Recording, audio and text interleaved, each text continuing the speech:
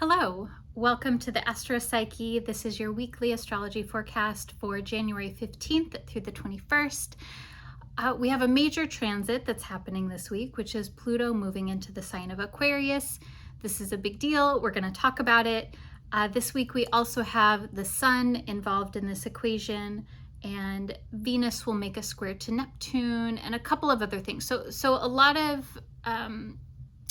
themes this week around change, transition, and new insight around especially transition, initiation, and sort of like unearthing new information or new insights around things that have been in place for a very long period of time and sort of moving towards the beginning of major changes. That's the way that I'm conceptualizing this week. My name is Shawna McGrath. I'm a psychotherapist and astrologer, and I'm really excited to share the astrology of this week with you so that you can make the most out of it. So, as far as more of the moment, more of the emotional tone of this week, we're in the waxing phase of the moon. So, coming off of our new moon in Capricorn last week, there is a theme around emotionally moving forward, exploring, being more in an extroverted sort of energy this week.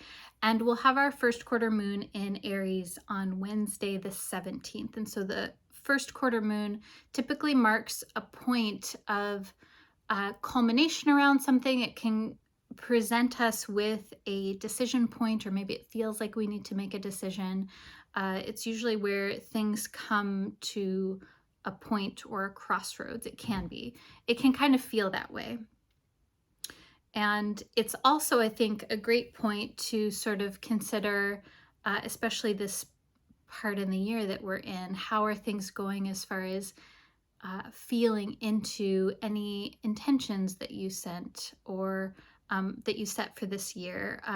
How are you feeling as you explore those more and feel into those? And how are you feeling about the year as you imagine things forward? That's the kind of emotional vibe this week.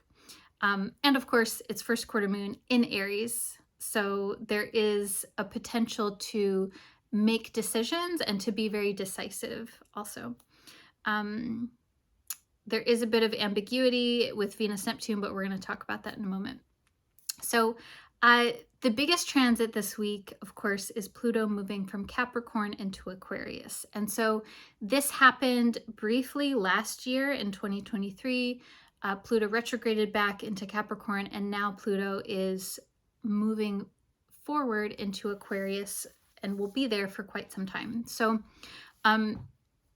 Pluto is a symbol of anything that is unconscious or hidden or tucked away or done in secret, the mysterious. It's sort of like the unspoken, the secret things. Pluto is also a symbol of things like psychology and research and understanding the underpinnings of things, understanding that there is so much more than we can see on the surface of something. And so whenever we're talking about a Pluto transit, there is usually this sense of getting deeper into something, moving into subterranean levels of a thing. And this can help us understand something at a deeper level. It can help us feel a sense of validation and understanding and sort of really getting a bigger picture of the storyline of what has actually been happening here. And so it's very helpful for us to be in this mindset of exploring what maybe has been hidden and how exploring what has been hidden or maybe even unconscious, how that can actually help us make our lives better, how that can free up energy, how that can help us understand. And sometimes it can be challenging to do this. As anyone who has been into therapy knows, that it's not always a pleasant process to go into the root of something, but it tends to be ultimately very freeing in a paradoxical sort of way. Pluto's also associated with healing and transformation, and I would also say it's associated with uh, purging out toxicity. So there's sort of this like composting sort of symbolism with Pluto, where anything that has served its purpose, or anything that has decayed, or anything that is around and is not helpful, that needs to be removed. And so what does all of this mean with Pluto moving into Aquarius? So this is a major collective change. And for folks who have personal planets or points that are in aspect to Pluto, this is going to be a major change as well. So I like to think of this as not necessarily a light switch, but more of like a tide changing, especially when we're talking about the collective changes. And it feels important to mention too that Pluto moved into Aquarius in March of 2023 and was there until June of 2023. Then it went back into Capricorn. Now we're moving forward into Aquarius. So we've had a little preview in, I would say, spring of 2023, March to June of 2023, of what Pluto in Aquarius may bring for us. When we think about Pluto in Capricorn, there's more of an emphasis around exploring the shadow side of power, control, security, and traditions. And then when we think about Pluto in Aquarius, it's more about exploring the shadow and the underpinnings of innovation, the collective itself, group energy, and how we share information collectively. So I want you to sit with this and to notice what you notice this week, and notice how you feel in the coming weeks. For some of us, this is not going to be a major transit. It's going to be more collective. So even if you're not having a transit of Pluto with this change, you may have people in your life who are having, who are more affected by this. And I think that the more that we can notice and pay attention to the places where we get really activated, where we get have a strong emotional response to something, this is our hooking into Pluto. This is our hooking into the unconscious, and that can be sort of an indicator. I'm going to be talking a lot more about Pluto and Capricorn and Aquarius and how to track this in your birth chart in my next week in my 2024 Astrology Forecast and Astro Planning class. So if you're interested in that, I would love to have you join me. And I just want you to sort of like sit with the energy this week and to know that Pluto is not always bad, that that sometimes some of the most challenging experiences can be some of the most clarifying and liberating experiences, and that Pluto is not just a symbol of the unconscious and the shadow, it's also a symbol of rising from the shadows. It's also a symbol of healing and processing and integrating, and the repair that can happen after a rupture, after a challenging situation. Okay, so that's what I have to say about Pluto at the moment. Or actually, sort of tying into this, the Sun in Capricorn will make a conjunction, so it will come together with Pluto at the same degree in Capricorn just before Pluto moves into Aquarius. And so I think this is very interesting and synchronistic that this is happening. And the Sun is our ego awareness, our consciousness, our conscious awareness of something versus our not being aware of it or not being conscious of something. So this feels like an opportune time to become aware of an unconscious pattern or an unconscious way of being, or to become more aware of the logistics behind something. New information being revealed, it is a theme here with the Sun and Pluto coming together in Capricorn, and that these planets are coming together in Capricorn just before Pluto makes its change to Aquarius also speaks to that there is something that we find out that feels very old, or that feels like, oh my gosh, like I had no idea that this was what was happening all of this time. That's kind of the, it's sort of like, it feels sort of like a getting closure on any Pluto and Capricorn experiences. And I will say, I don't think I mentioned this just yet, that Pluto has been in Capricorn from November of 2008 to now. And then it will be in Capricorn until the spring of 2043. So we're talking large swaths of time, which is why Pluto in a sign tends to be more collective unless it's making a transit to your personal planets. Okay, so also this week we'll have, so this is more immediate, this is more lower level, which may be felt more. We have Venus in Sagittarius making a square to Neptune and Pisces.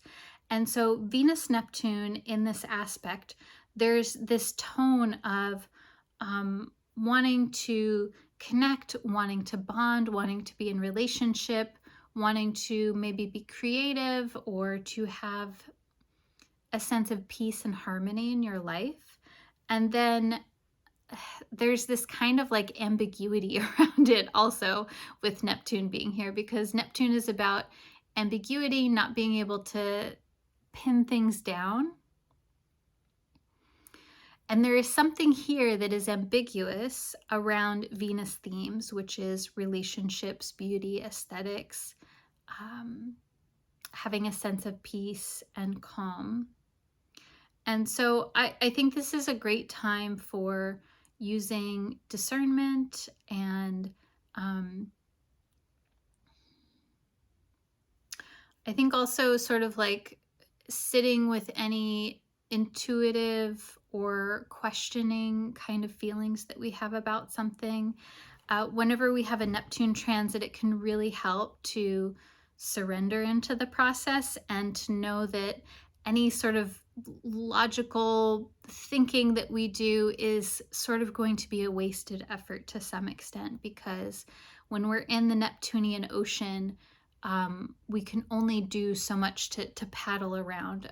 It's actually more productive to allow ourselves to flow with the way that the current is going versus, when you're swimming against the current, you tire yourself out and you often don't get very far. So I would really kind of like sit and know that there's something that isn't super clear here, and that's okay. And I would say also, so this is another part of this week, is that Mercury in Capricorn is making very helpful aspects to both Jupiter and Saturn. And so I think that there is a possibility for gaining clarity through allowing a space for Neptune in it. And so this looks like journaling, meditation, contemplation, going for a walk and not listening to anything, just letting your mind wander, or doing anything that feels like it can be like in a flow state, and that will allow new information to arise. Okay, so I'm going to pull some tarot cards for you. I wonder how this is sitting with you, what comes up for you as I'm sharing these transits. I know that there can be a lot of, for some folks, there can be a lot of fear that comes up when we talk about Pluto, and I think that that's valid. It can be, in astrology, we have a lot of fear around planets that we deem malefic, and I think that the best way to handle this is to know that, okay, like, yes, there is fear, and nothing is all one thing. So there can be a lot of variation in experiences, and that we always want to start with where you're at right now. Like, what's your life look like? What's working for you? What's not working for you? How do you, when you listen to the transits, how do you, like, what do I want to say here? What comes into your awareness? What do you think of? Okay.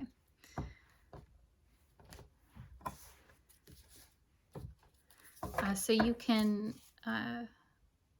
with me, read all three of these, or you can pick a number between 1 and 3. Ooh, this is a good one. Okay, so first card is the 4 of Pentacles.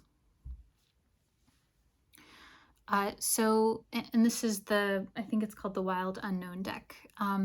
So the Pentacles are typically about money, financial security, business, practical matter kind of things. And 4 of Pentacles speaks to concerns or topics around your money, your budget, your income, your savings.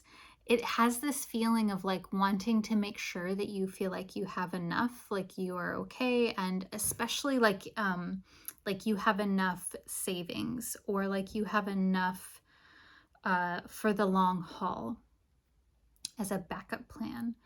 So might go back to this, but that's kind of when this card comes up, it's a reminder to be conservative, to like, yes, make sure that you plan, that you have your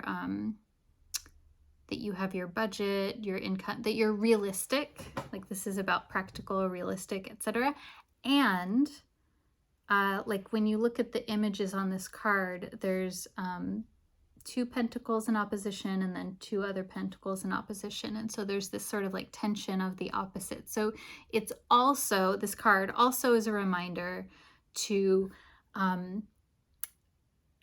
allow some flow as well. So like to avoid getting so like tight and restricted around money, because that has other side effects as well. And so it's good to be practical. It's also good to know that you have the resources available to you, and that that you will figure things out, and that you can ask for help, and etc. And even you know, that clamping down is different than being practical. That clamping down sort of creates a lot of fear and anxiety, and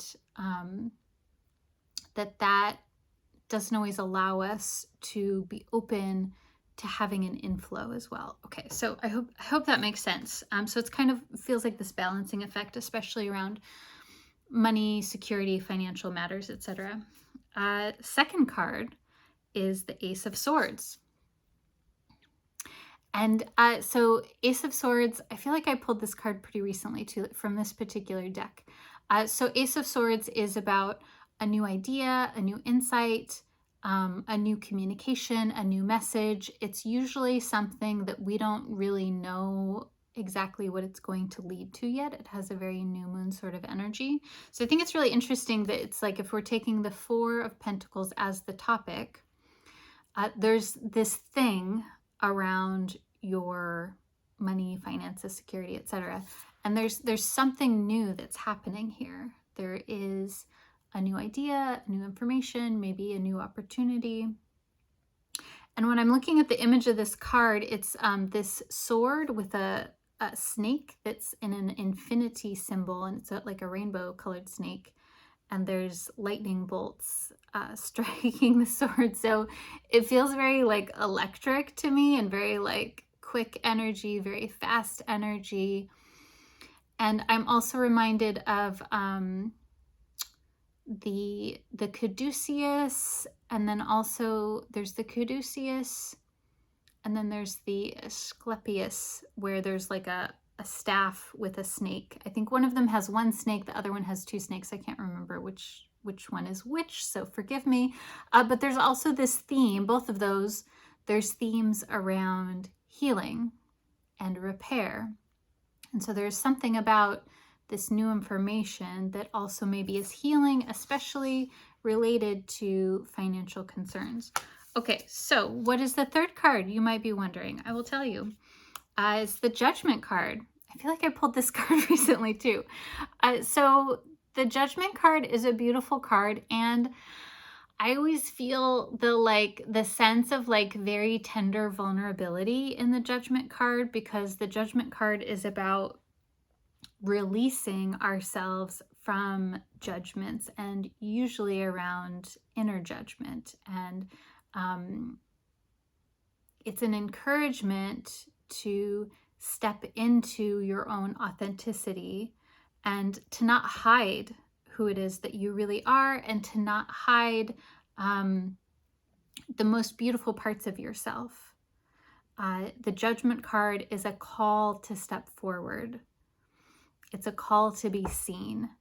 And now I know this is, can be complicated, because we can't always, or not that we can't, but we don't always want to, or it doesn't always feel appropriate to share all of ourselves in all scenarios.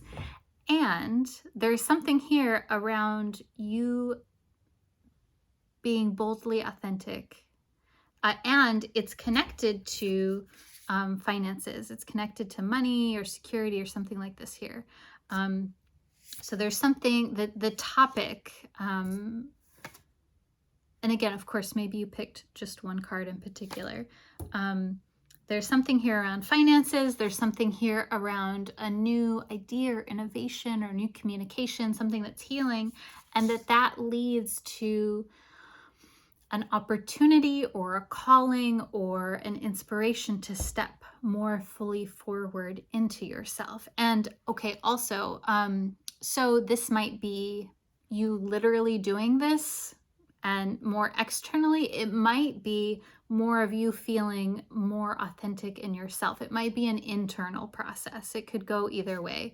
But either way, it's really going to affect your security and your situation. And yeah, there's something here that is about healing. And I'm also, when I'm thinking about the Ace of Swords, I'm thinking about like something being pierced, like going deeply into something, and how, a knife can be used to cut something out. It can also be used to harm. It can be used to strategically, to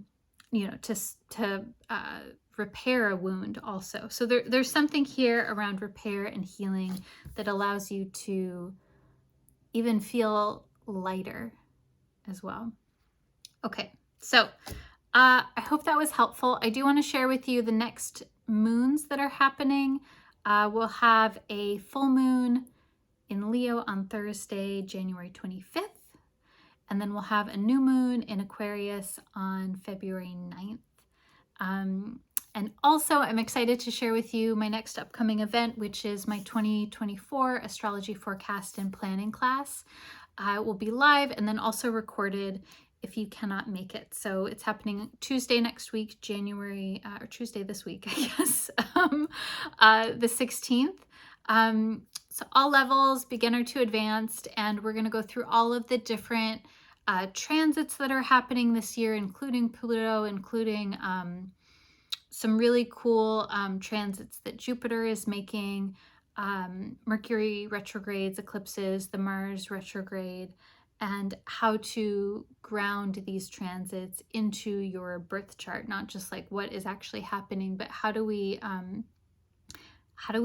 land these in your chart and in your life. That's really the goal of this particular class. So would absolutely love to have you join me either live for the live class online, or listening and joining us via the recording. The early bird price ends Saturday the 13th. So if you are listening before then, this is your opportunity to get that early bird pricing. Everything's on my website, theastropsyche.com, and I'll have the links below. Wishing you a wonderful week. I hope that you are doing so well, and sending you lots of love, and I'll see you soon. Bye.